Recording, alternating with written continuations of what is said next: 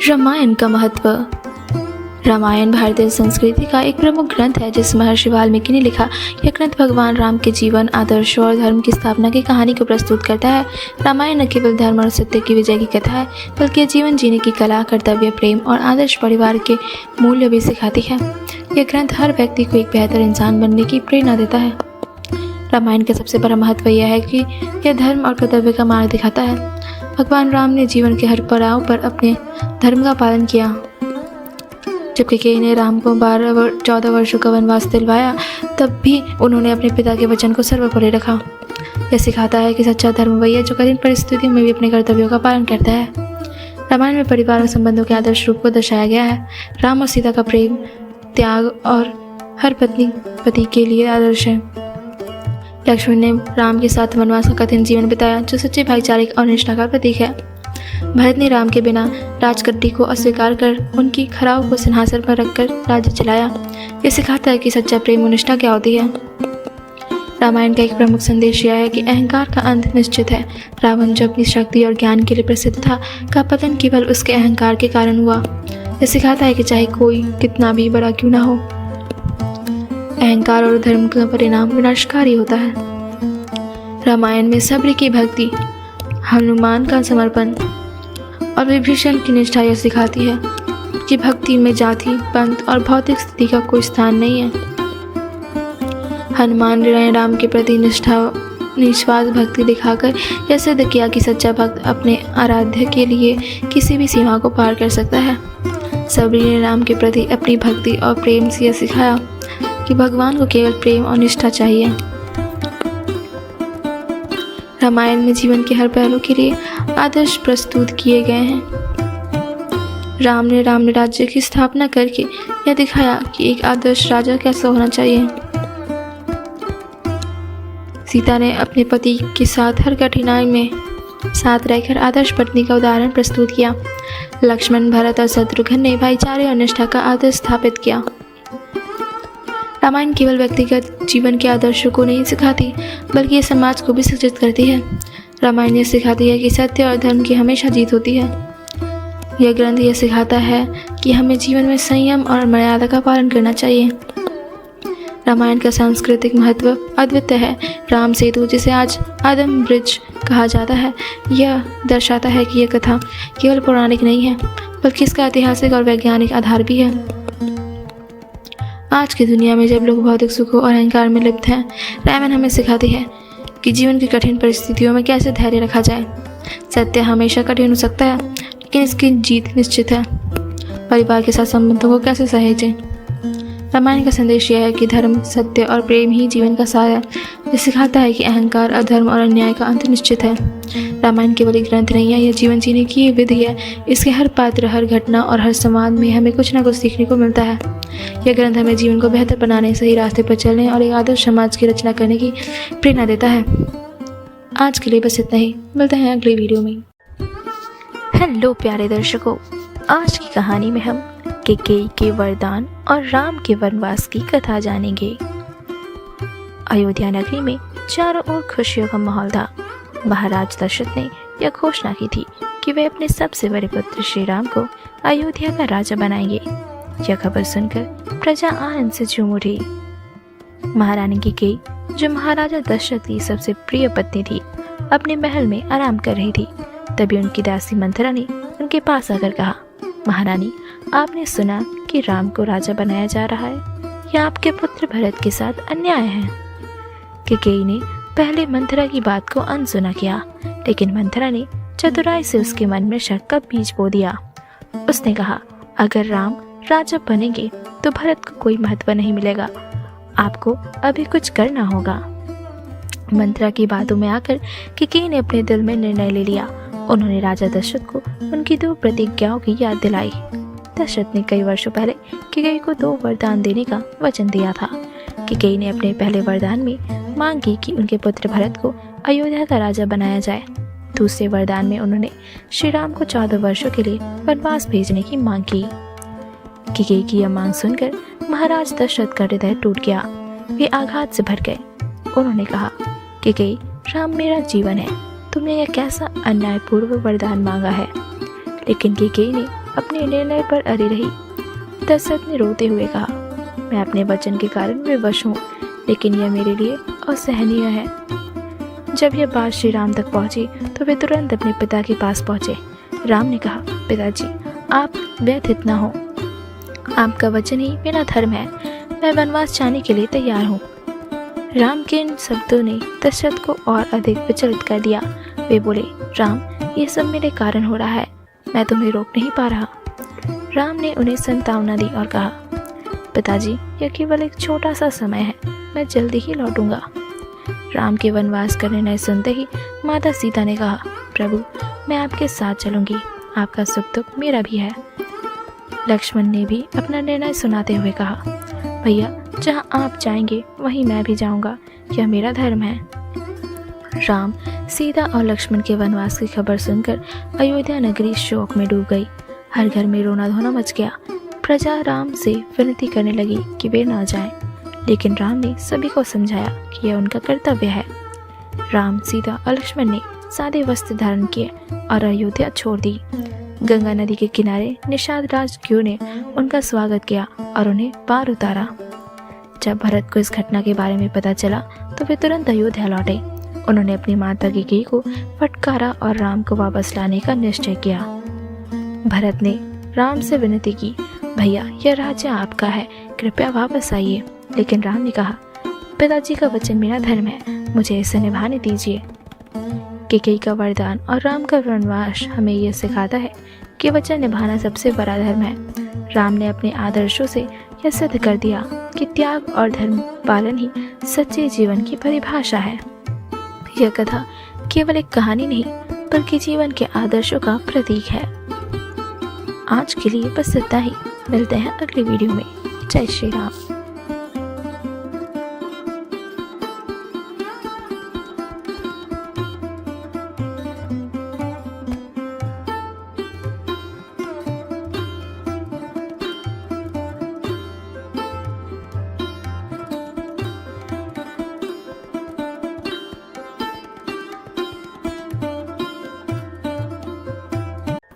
Hello प्यारे दर्शकों, आज की कहानी में हम अहिल्या उद्धार की कथा जानेंगे। रामायण की कथा में कई ऐसे प्रसंग हैं जो श्री राम के करुणामय और दयालु स्वभाव को दर्शाते हैं।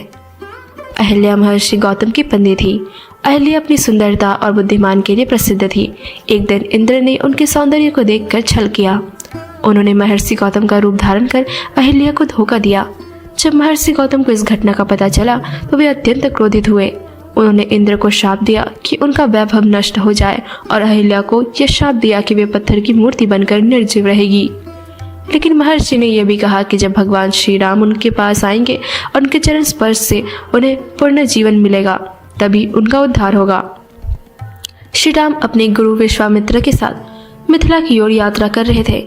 इस यात्रा का उद्देश्य केवल धनुष यज्ञ में भाग लेना नहीं था, बल्कि यह भी था कि वे अपने करुणामय स्वभाव से मानवता के प्रति अपना धर्म निभा सके। यात्रा के दौरान गुरु विश्वामित्र ने राम और लक्ष्मण को अहिल्या की कहानी सुनाई। उन्होंने कहा, अहिल्या अपने शाप के कारण वर्षों से इस जंगल में पत्थर के रूप में है। अब समय आ गया है कि आप उन्हें इस शाप से मुक्त करें। श्री राम अब उस स्थान पर पहुंचे जहां अहिल्या पत्थर के रूप में थी, तो उन्होंने अपने चरणों से उस पत्थर को स्पर्श किया। जैसे ही राम का चरण उस पत्थर से लगा, अहिल्या तुरंत अपने मूल रूप में लौट आई। उनकी आंखों में आंसू थे। उन्होंने श्री राम के चरणों में गिरकर कहा, हे प्रभु, आपने मुझे शाप से मुक्त किया, मैं आपके इस उपकार को कभी नहीं भूल सकती। श्री राम ने अहिल्या को सांत्वना देते हुए कहा, अहिल्या, यह तुम्हारा पाप नहीं था, यह केवल एक परीक्षा थी जिसे तुमने सहन किया। अब तुम मुक्त हो। राम का यह करुणामय पक्ष दर्शाता है कि वे हर जीव के प्रति दया और प्रेम रखते हैं। उन्होंने समाज को यह संदेश दिया कि गलत फहमियों और पूर्वाग्रहों से ऊपर उठकर सत्य और न्याय को अपनाना चाहिए। अहिल्या ने राम के आशीर्वाद से अपनी नई जिंदगी शुरू की। महर्षि गौतम ने भी उन्हें स्वीकार कर लिया और उन्हें अपने आश्रम में वापस ले गए। ये घटना न केवल अहिल्या के जीवन का पुनरुत्थान थी, बल्कि यह समाज के लिए भी एक प्रेरणा बनी। अहिल्या उद्धार का यह प्रसंग हमें यह सिखाता है कि करुणा, दया और न्याय ही सच्चे धर्म के प्रतीक हैं। यह कथा हमें यह भी बताती है कि कैसे भगवान श्री राम ने अपनी कार्यों से समाज को एक नई दिशा दी। यह कथा केवल रामायण की हिस्सा नहीं, बल्कि यह मानव जीवन के लिए एक महत्वपूर्ण शिक्षा है। यह हमें सिखाती है कि जीवन में दूसरों की गलतियों को माफ करना और उन्हें एक नई शुरुआत का अवसर देना कितना महत्वपूर्ण है। आज के लिए बस इतना ही। मिलते हैं अगली वीडियो में। जय श्री राम।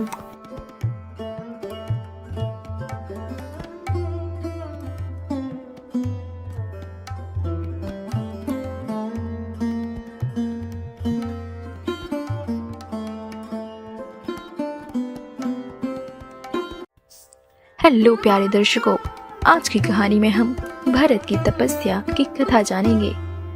राम, सीता और लक्ष्मण के वनवास पर जाने के बाद अयोध्या का राज्यभार भरत को सौंप दिया गया। लेकिन भरत के लिए यह राज्यभार केवल एक जिम्मेदारी नहीं, बल्कि त्याग और तपस्या का प्रतीक बन गया। जब भरत को यह पता चला कि राम वनवास पर चले गए हैं और राजा दशरथ का स्वर्गवास हो गया है, तो उनका हृदय गहरे दुख से भर गया। उन्होंने तुरंत निर्णय लिया कि वह राम से मिलेंगे और उन्हें अयोध्या वापस लाएंगे। भरत अपने भाइयों शत्रुघ्न, गुरु वशिष्ठ और अयोध्या के नागरिकों के साथ चित्रकूट पहुंचे। चित्रकूट में भरत ने राम के चरणों में गिरकर कहा, भैया, ये अयोध्या आपका है, मैं इस सिंहासन का अधिकारी नहीं हूँ। कृपया वापस चलिए और अयोध्या का राज्य संभालिए। राम ने भरत को समझाते हुए कहा, प्यारे भाई, यह पिता की आज्ञा है, हमें धर्म का पालन करना चाहिए। मैं 14 वर्षों का वनवास पूरा करके ही अयोध्या लौट सकता हूँ। राम के इन वचनों को सुनकर भरत का हृदय और भी व्यथित हो गया। उन्होंने कहा, भैया, यदि आप वापस नहीं आ सकते तो कृपया अपनी चरण पादुका मुझे दे दीजिए। मैं उन्हें अयोध्या के सिंहासन पर रखकर राज्य का संचालन करूंगा। मैं स्वयं को केवल आपका सेवक मानकर काम करूंगा। राम ने भरत के इस त्याग और भक्ति को देखकर अपनी चरण पादुका उन्हें दी। उन्होंने कहा, भरत, तुम्हारा यह प्रेम और त्याग मुझे प्रेरित करता है। तुमने सच्चे भाई और राजा का कर्तव्य निभाया है।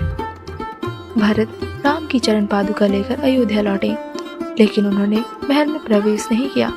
उन्होंने नंदी ग्राम में एक कुटिया बनाई और वहां तपस्वी का जीवन अपनाया। भरत ने कहा, मैं राम भैया की चरण पादुका को अयोध्या के सिंहासन पर विराजमान करूंगा। यह राज्य राम का है, मैं केवल उनके प्रतिनिधि के रूप में काम करूंगा। भरत ने राजसी वस्त्र त्याग किए और साधारण कपड़े धारण किए। उन्होंने स्वयं को तपस्या और प्रजा की सेवा में समर्पित कर दिया। उनका जीवन सादगी, त्याग और धर्म का प्रतीक बन गया। भरत ने नंदी ग्राम में रहते हुए तपस्वी का जीवन अपनाया। वह हर दिन राम की चरण पादुका की पूजा करते और प्रजा के कल्याण के लिए काम करते। भरत ने कहा, जब तक राम भैया वापस नहीं लौटेंगे, मैं राजमहल में प्रवेश नहीं करूंगा और ना ही राजसी सुख सुविधाओं का उपयोग करूंगा। भरत ने कठिन तपस्या करते हुए हर पल राम का ध्यान दिया। वह सुबह सुबह गंगा के तट पर जाकर स्नान करते और राम के नाम का जप करते। उनका हर कार्य राम के प्रति समर्पित था। भरत के इस त्याग और तपस्या ने अयोध्या की प्रजा का हृदय जीत लिया।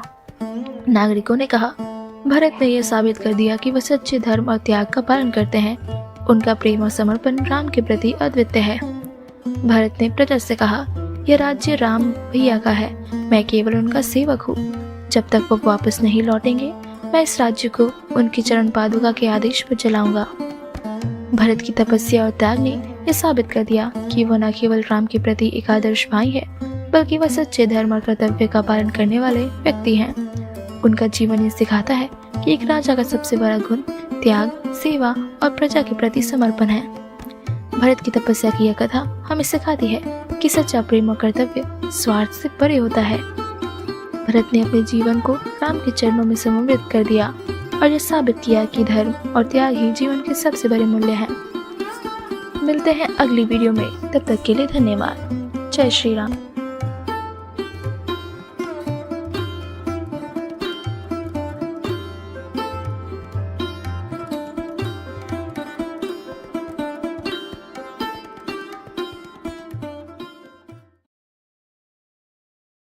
हेलो प्यारे दर्शकों, आइए जानते हैं लंका में श्री राम और रावण के युद्ध की कहानी। रामायण का लंका कांड वह प्रसंग है जिसमें धर्म और धर्म के बीच की अंतिम लड़ाई को विस्तार से वर्णित किया गया है। युद्ध का आरंभ वानर सेना और राक्षस सेना के बीच हुआ। दोनों ओर से वीर योद्धा अपनी अपनी सेना का नेतृत्व कर रहे थे। वानरों की वीरता और राम के प्रति उनकी निष्ठा देखते ही बनती थी। राक्षस सेना के योद्धाओं ने अपनी मायावी शक्तियों का प्रयोग किया, लेकिन वानर सेना ने अपनी शक्ति और साहस से उनका सामना किया। रावण की सेना में कई पराक्रमी योद्धा थे, जिनमें कुंभकर्ण, मेघनाद और अंतिम अतज्ञाय प्रमुख थे। कुंभकर्ण, जो रावण का भाई था, अपने विशाल आकार और अद्भुत शक्ति के लिए जाना जाता था। उसने वानर सेना को भारी नुकसान पहुंचाया, लेकिन अंत में राम और लक्ष्मण की रणनीति से उसे पराजित किया गया। मेघनाद, जिसे इंद्रजीत भी कहा जाता था, अपनी मायावी शक्ति के लिए प्रसिद्ध था। उसने लक्ष्मण को शक्ति बाण से घायल कर दिया। लक्ष्मण के उपचार के लिए हनुमान ने संजीवनी बूटी लाकर उनकी जान बचाई। जब रावण ने देखा कि उसकी सेना पराजित हो रही है, तो वह स्वयं युद्ध क्षेत्र में आया। रावण ने अपने शक्ति, अहंकार और क्रोध के साथ राम के विरुद्ध युद्ध शुरू कर दिया। रावण ने राम पर अपने दिव्य अस्त्रों का प्रयोग किया, लेकिन राम ने अपने धैर्य और मर्यादा के साथ उनका सामना किया। राम के तीर और उनकी रणनीति ने रावण को कमजोर कर दिया। युद्ध के अंतिम दिन राम और रावण का आमना सामना हुआ। यह केवल दो योद्धाओं के बीच का युद्ध नहीं था, बल्कि धर्म और अधर्म के बीच की अंतिम लड़ाई थी। राम ने रावण को कई बार समझाया कि वह सीता को लौटा दे और अपने पापों के लिए क्षमा मांगे, लेकिन रावण का अहंकार उसके विनाश का कारण बना।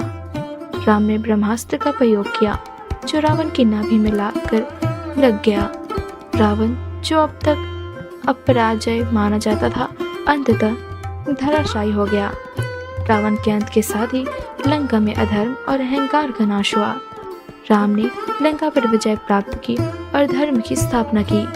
रावण की मृत्यु के बाद राम ने लक्ष्मण को रावण के पास भेजा और उनसे शिक्षा लेने को कहा। यह राम की महानता और मर्यादा का परिचय था। रावण के अंत के बाद सीता को मुक्त किया गया, लेकिन समाज की मर्यादा को ध्यान में रखते हुए राम ने सीता की अग्नि परीक्षा ली। यह परीक्षा सीता की पवित्रता और उनके धर्म के प्रति निष्ठा का प्रमाण थी। राम और सीता का पूर्ण मिलन धर्म, प्रेम और सत्य की विजय का प्रतीक बना। राम और रावण के बीच का युद्ध केवल एक ऐतिहासिक घटना नहीं थी, यह धर्म और सत्य की विजय और अधर्म के विनाश का प्रतीक था। राम का धैर्य, मर्यादा और साहस हमें ये सिखाता है कि सच्चाई और धर्म के मार्ग पर चलने वाले व्यक्ति को अंत में विजय प्राप्त होती है। लंका में राम और रावण का युद्ध ये संदेश देता है कि अहंकार और अन्याय का अंत निश्चित है। यह कथा हमें सिखाती है कि जीवन में धर्म और सत्य सबसे महत्वपूर्ण है। मिलते हैं अगली वीडियो में, तब तक के लिए धन्यवाद। जय श्री राम।